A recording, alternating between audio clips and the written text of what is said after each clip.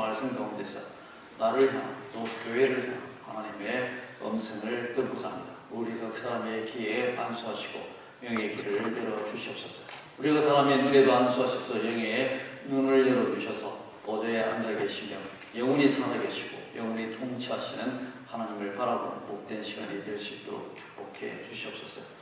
예수 그리스도의 이름으로 기도합니다. 아멘. 오늘이 애드벤트 둘째 주일이 됩니다. 애드벤트라고 하면 한국 사람들은 강림절 내지는 대림절 이렇게 번역을 하고 있습니다. 원래의 뜻은 나타났다라고 하는 뜻이 되겠습니다. 예수님이 크리스마스 때 이제 세상 가운데 나타났기 때문에 크리스마스 네 주일 전을 우리는 애드벤트, 강림절, 대림절이라고 해서 기독교 절기가 그때부터 시작되게 됩니다.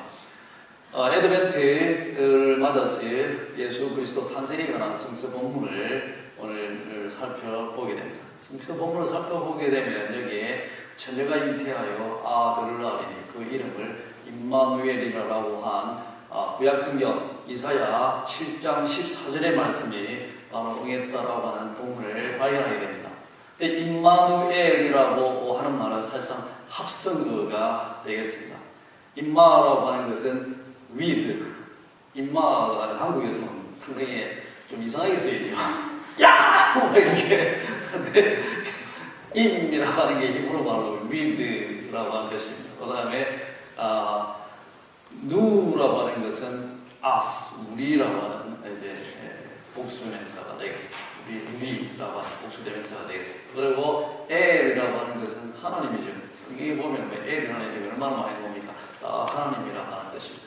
그래서 임마누엘 하면은 with us is God. 하나님이 우리와 함께 있다라고 하는 그런 복합 용어가 되겠습니다. 하지만 성경에서는 한 어린 아이의 이름으로 나타나게 되고 바로 예수 그리스도의 이름, 예수지만 다른 하나의 이름으로 임마누엘이라고 하는 이름을 주고 있습니다. 사실 이 성경 구절은 유대인들이 제일 싫어하는 성경 구절입니다. 유대인들이 기독교인들로서 좋아하지 않고 신약 성경을 별로 좋아하지 않지만 가장 유대인들이 싫어하는 성경 구절이 이 구절입니다. 왜냐하면 여기에 처녀라고 적혔는데 실제 구약 성경 히브리 성경을 보게 되면 하알마 젊은 여자로 기록이 되어 있습니다. 그런데 유대인들이 화가 났어요.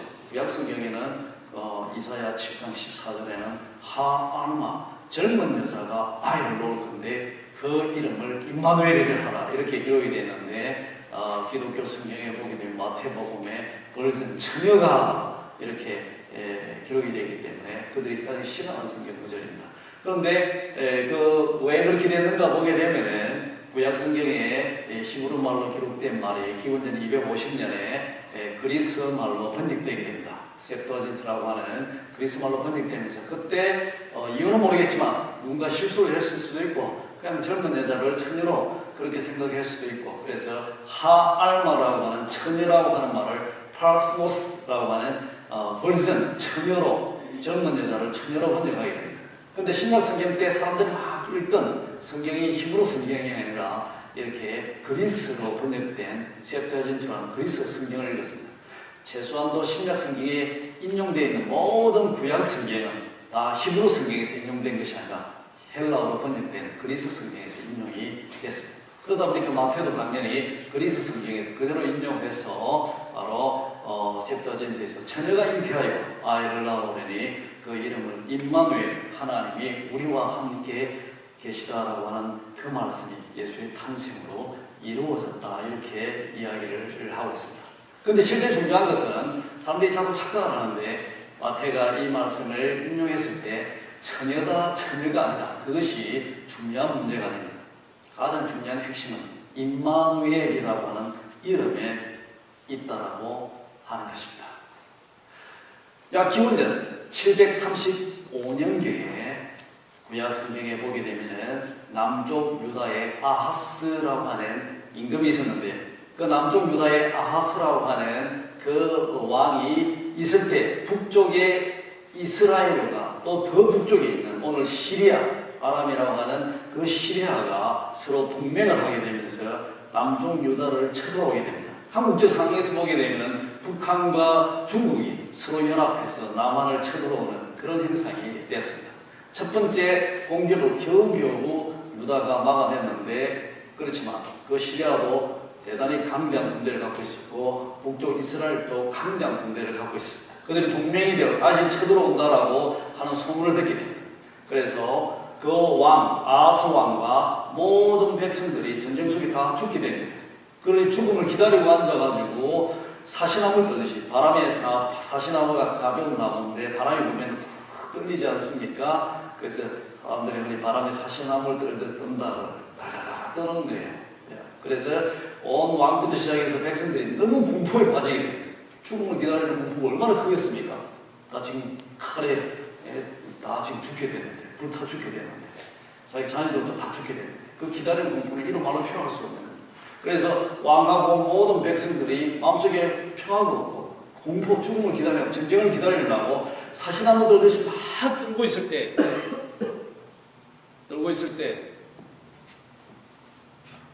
소리가 죽어버리죠. 사시나무 들듯이 뜨니까 배터리가 나가버린 것 같은데 소리 들립니까? 네. 예. 사시나무 들듯이 막 들고 있을 때 이사야 선지자가 하나님의 명령을 받아 그 아하스 왕을 찾아갑니다. 그리고 그 아하스 왕에게 이로 말할 수 있는 위로의 말을 전달하게 되죠. 왕이여, 떨고 그 공포 속에 있는데 떨지 마라. 하나님이 너희를 결코 버리는 것이 아니라. 그리고 자기 옆에 서 있는 젊은 여자, 왕위를 보좌하는 시내였는지 누군지는 모르지만 거기 너무 젊은 여자가 있는 거예요. 전쟁 속에 좀 있으면 전쟁 속에 다 죽게 됐는데 여자가 누구하고 사랑에 빠지고 결혼하고 아이 놓고 이런 것들은 없는 거죠. 그것은 평화시대에만 할 수 있는 겁니다. 사랑은 평화 때만 할 수 있는 거고 결혼도 평화시대에만 할 수 있는 거죠. 더구나 애를 얻는다. 전쟁 중에 누가 애를 얻습니까? 평화시대에만 할 수 있는 일입니다. 그렇게 공포에 떨고 있는 왕에게 이사야 선지자가 말하기를, 왕이여, 걱정하지 마소서. 여기에 젊은 여자가 있지 않습니까? 이 젊은 여자가 결혼하게 되고 아이를 놓게 될 것입니다. 그럼 그 아이의 이름을 임마누엘이라고 이름하십시오. 하나님이 우리와 함께 계시다.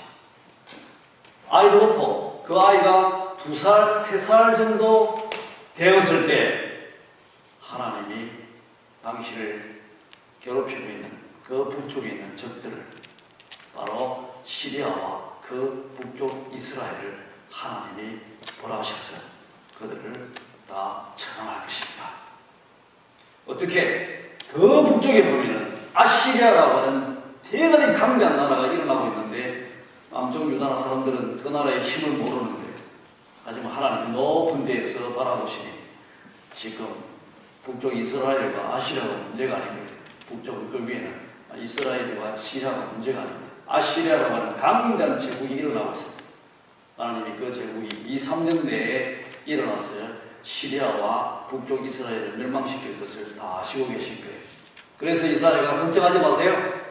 여기 젊은 여자가 있는데 이 젊은 여자가 아기를 놓게 될 겁니다. 아니 좀 이따 우리 다 죽게 될 텐데 어떻게 아기를 낳아? 노. 걱정하지 마세요. 하나님이 함께 계십니다. 하나님이 함께 계셔서 당신의 적들이 당신을 치지 못하고 이 젊은 여자가 아기를 놓게 되는데 그 아기가 자라서 2-3살 정도 됐을 때 하나님이 북쪽에 아시리아라고 하는 제국을 일으켜서 당신의 적들인 시리아와 이스라엘을 멸망시킬 것입니다. 걱정하지 마세요. 그래서 이 임마누엘이라고 하는 것은 평화의 메시지를 뜻합니다. 공포 속에 들고 있는데 다 사시나무 들듯이 왕하고 모든 백성이 깔깔깔 들고 있는데 아무도 그 북쪽에 아시리아 나라가 일어날 줄 모르는 거예요. 그래서 하나님이 그에게 임마누엘, 하나님이 우리와 당신들과 그 백성과 함께 있습니다. 절대 버리지 않습니다. 걱정하지 마세요라고 하는 평화의 메시지를 전달한 것이 임마누엘이 되게 됩니다. 엔츠라고 하는 영화가 있죠. 만화영화도 아니고 애니메이션인데 그 엔츠 보면 저도 같이 어릴 적에 애들하고 같이 봤는데 기억이 나는 가장 인상적인 장면이 뭐냐면 그 엔츠라고 개미들을 막 부리고 막 폭군같이 그 군림하는 메뚜기가 있죠.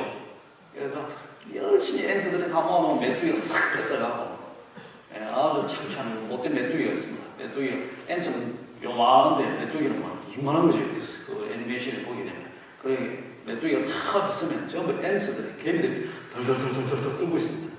그런데 한 번 그 메뚜기가 엔트 앞에 탁 나타나서 폼 잡고 너희들 말이야! 막 큰 소리 치고 있는데 갑자기 뒤에서 새가 호롱 날아오더니만 엔트를 메뚜기를 콕 집어서 먹어버리고 갑자기 메뚜기가 없어져 버리고 너무나 공포스러운 메뚜기였는데 그 뒤에 새가 날아와가지고 그냥 한번 찍어 먹으니까 메뚜기가 없어져 버린 거예요. 그 비슷한 상황입니다. 토끼 앞에 늑대가 나타났어요. 토끼가 사실 한번 뜯으시 떨고 어떻게 하지 살려주세요. 그런데 그 늑대 뒤에 호랑이가 딱 있는 거 지금 잡아먹으려고 그래가지고 늑대가 토끼를 먹으려고 확 뛰어드는 순간에 뒤에 호랑이가 팍 쏘았어. 늑대를 잡아버리는 꼴이 되는 겁니다. 하나님이 너희와 함께 계시니 걱정하지 말라는 것입니다. 오늘 마태복음 성경의 본문의 핵심은 처녀다 아니다가 문제가 아니라 임마누엘 예수 그리스도의 탄생은 하나님이 그 백성을 버리지 아니하시고 오늘 로마의 시민자의 하나님의 백성이 너무 고생하고 또 정치 지도자, 종교 지도자의 압제 속에서 너희들이 착취당하고 고생하는데 하나님 결코 너희를 버리지 않았다. 아기가 탄생하게 되는데 이 아기의 이름을 임마누엘 하나님이 우리와 함께 계시다라고 이름을 지어라. 바로 그 백성 중에 이 아기가 평화의 상징이 될 것이다.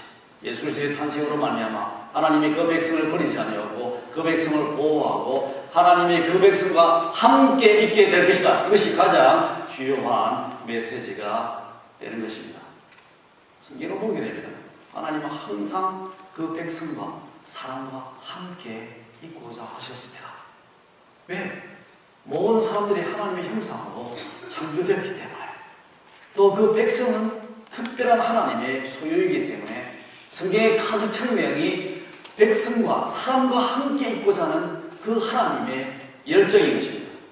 구약성경을 보면 참 의심되는 것이 하나님이 이스라엘 백성을 이집트에서 인도하기 전에도 아브라함에게도 나타나셨고 이삭에게도 나타나고 요셉에게도 야곱에게도 여러 번 나타나고 요셉에게도 또 축복하시고 다 나타나시고 할 일을 다 하셨는데 또 모세에게 나타나셔서 하나님이 이스라엘 백성을 광야로 인도하셨는데 왜 굳이 그 이스라엘 백성 속에 하나님의 성막이라고 하는 장막을 자기의 집을 만들게 하셨을까라고 하는 겁니다.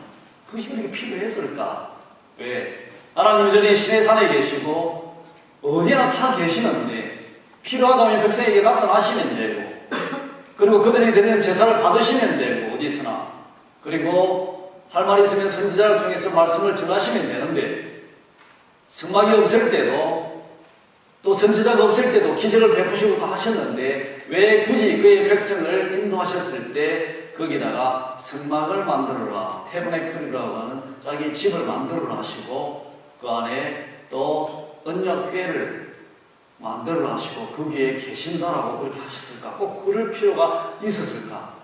우리는 그런 하나님의 성막과 언약궤 속에서의 백성과 함께 계시고자 하는 하나님의 뜨거운 열정, 열망을 발견하게 된다라고 하는 겁니다.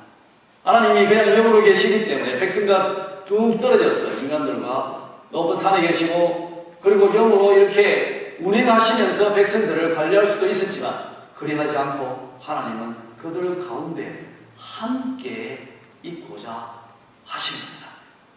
그들이 움직일 때 같이 움직이기를 원했던 것입니다. 그들이 고통받고 환난 속에 있을 때 같이 고통받고 환난받기를 원했던 것입니다. 하나님은 그들이 전쟁 속에 나아갈 때 그 공포의 전쟁 속에 함께 움직이며 전쟁에 함께 인발하게 되기를 원하셨다라고 하는 겁니다. 성막이 하나의 그런 어떤 실제적인 의미, 정말 실제적인 의미는 사랑의 정표와 같은 겁니다. 사랑의 정표라고 하는 말 아세요? 두 사람이 사랑하게 될 때 그 두 사람을 기억나게 하고 연결시켜주는 뭔가를 주게 되죠. 안 주면 할 수 없고 주로 주지 않습니까? 여자들은 남자들하고 이렇게 할 때 자기의 소중한 뭔가 하나를 주죠. 이것을 바라보면 나를 항상 기억해라. 주로 옛날에 많이 주던 정표가 손수건 그래서 자기야 이거 내 거야 항상 잘 때도 품에 이걸 안고 자.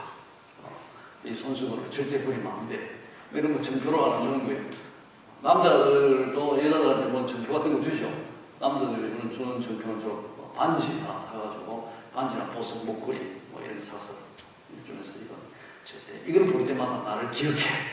내가 너와 함께 있어. 내가 항상 너와 함께 있을 수 없지만 이 전표를 나한테 주는 것은 내가 이것은 몸에 지니고 있으므로 항상 내가 너와 함께 있다라고 하는 것을 잊지 마라라고 하는 것이 사랑의 전표가 되겠습니다.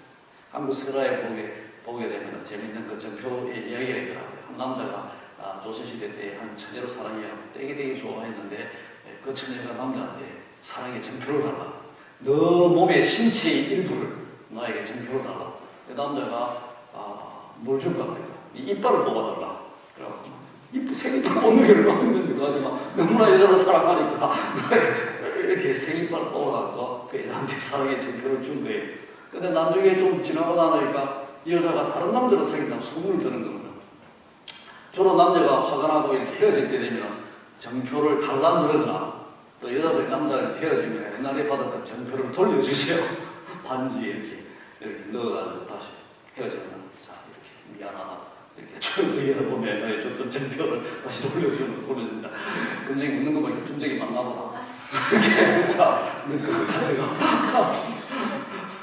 그래서 또 뭐 헤어지는 쪽에 있어요. 달라고 이것도 하고. 그래서 남자가 너무 화가 나가지고 그 여자한테 찾아가고 내가 너한테 사랑의 전표로 생이빨을 뽑아서 줬는데 그 이빨을 다시 돌려달라. 다른 남자 생겼다네. 그러니까 여자가 잠깐만 기다려봐라. 라고 안에 들어가더니만 주머니를 갖고 놓아대니만 던져주면서 이거 찾아가라. 그러면 이 이빨에 가득 차있는 거예요. 이 이빨이 어떤 이빨인지 모르겠다. 찾아가라고 던져줬다라고 하는 겁니다.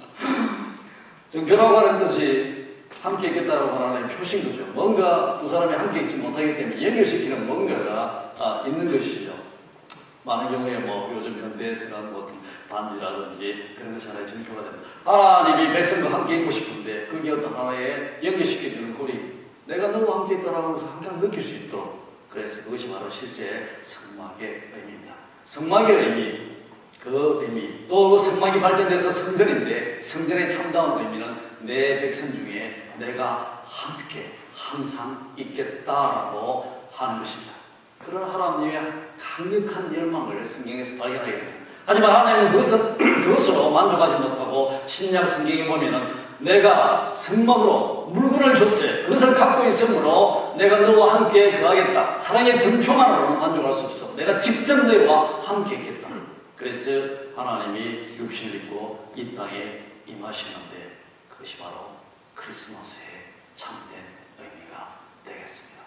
하나님이 그 백성과 함께 있기를 원했던 것입니다. 예수님이 자기의 백성을 부르고 함께 있었습니다. 뚝 떨어져서 강의만 한 것이 아니라 필요할 때 나타나서 강의하고 또 사라진 것이 아니라 그 백성과 함께 거한 것입니다. 그것이 사랑인 것입니다. 예수님이 돌아가시기 전에 제 아들이 이렇게 이야기합니다.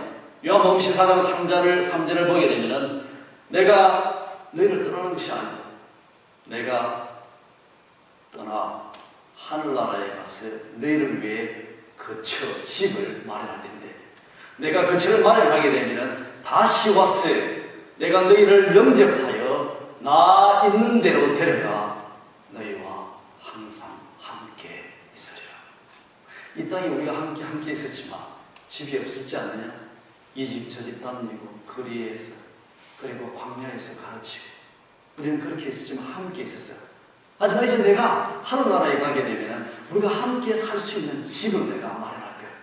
그리고 내가 다시 와서 너희를 나 있는 대로 데려가서 내가 너희와 함께 있겠다 말씀을 하십니다. 이것이 바로 사랑이고 함께 있고자 하는 하나님의 열망인 것입니다. 예수님이 돌아가시고 부활하시고 그리고 40일 동안 이 땅에 계시다가 성천하시기 전에 마태복음 28장 마지막 절 20절을 보게 되면 말씀하시기를 내가 세상 끝날까지 너희와 항상 함께 있으리라. 그것이 바로 사랑이고 함께 있고자 하는 하나님의 열망인 것입니다. 그리고 예수님의 뜻 가운데서의 성령이 임하시기에 거룩한 영이 그 백성과 함께 거하게 된 것입니다. 거룩한 성령이 우리와 함께 거하며 우리의 삶을 지도하고 인도하고 하나님이 우리 가운데 거하시는 것입니다. 여러 가지 환난과 핍박 속에 요한계시록에 보게 되면 요한이 마지막 날의 희망을 바라보게 됩니다. 요한계시록 21장 3절에서 이렇게 말씀합니다. 보라! 너무 놀라운 게 Behold! 보라! 마침내 하나님의 장막이 하나님의 집이 사람들과 함께 거하며 하나님이 그들과 함께 계시고 그들은 하나님의 백성이 되고 하나님은 그들과 항상 함께 계십니다. 요한이 보는 마지막 희망의 광경은 하나님이 그 백성과 영원히 함께 살아가는 모습이었다라고 하는 것입니다. 이것이 바로 크리스마스의 참담 의미, 임마누엘의 의미입니다. 성경에 가득 차 있는 하나님의 열망입니다. 사랑하는 그의 백성과 함께 있고자 하는 열망. 하나님은 그 백성과 너무나 함께 있고자 하는데 우리는 사람과 함께 있고자 하죠. 주로 그것이 우리의 열망입니다. 우리는 사람과 함께 있고자 하는데 그 사람과 함께 영원히 있을 수가 있습니까?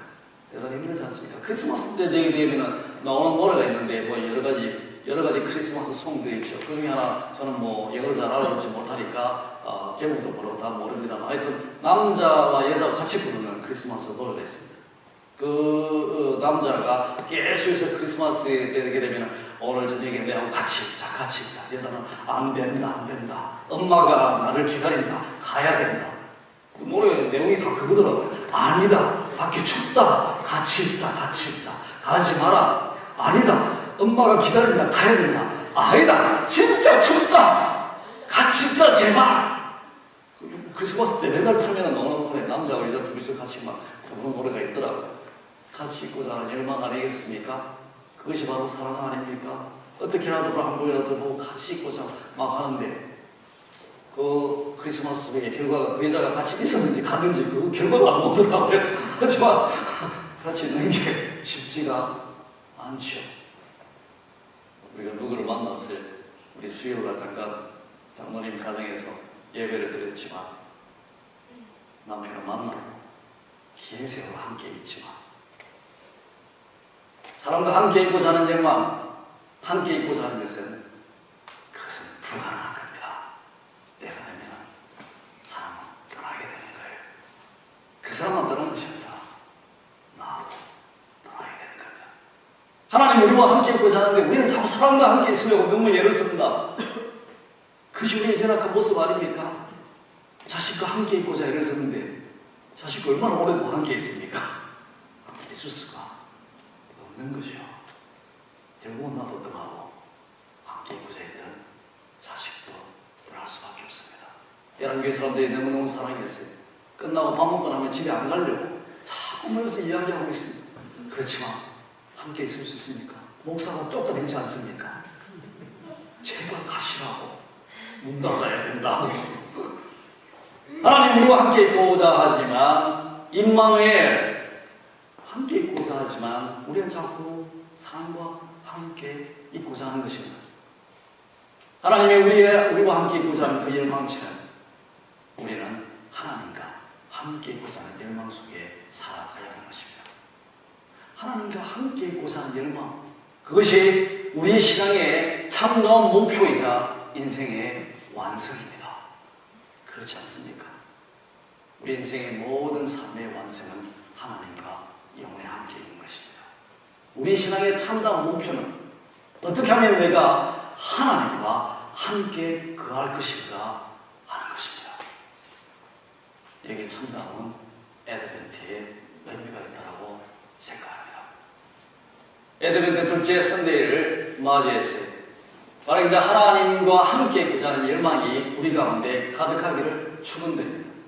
하나님과 함께 있고자 하는 열망이 우리를 이끄는 매일매일 살게 하는 희망이 되게 하시고 또 함께 있고자 하는 그 열망이 우리 삶의 완성이 될 수 있기를 주의 이름으로 축원드립니다. 함께 기도하도록 하겠습니다. 하나님의 애드벤트 두 번째 주일을 맞이하여 저희들에게 귀한 말씀을 주셔서 감사함을 드립니다. 성경에서 가득 차 있는 그 백성과 함께 있고자 하는 하나님의 열망을 발견하며 더불어 그 열망에 부합되어 이 시간 저희들에게도 눈을 들어 하늘을 바라보게 하시고 우리 가운데 임재하신 성령을 느끼게 하시고 하나님과 함께 있고자 하는 열망으로 이 추운 겨울을 따뜻하게 보낼 수 있는 주의 백성들이 될 수 있도록 축복해 주시옵소서. 예수 그리스도의 이름으로 기도합니다.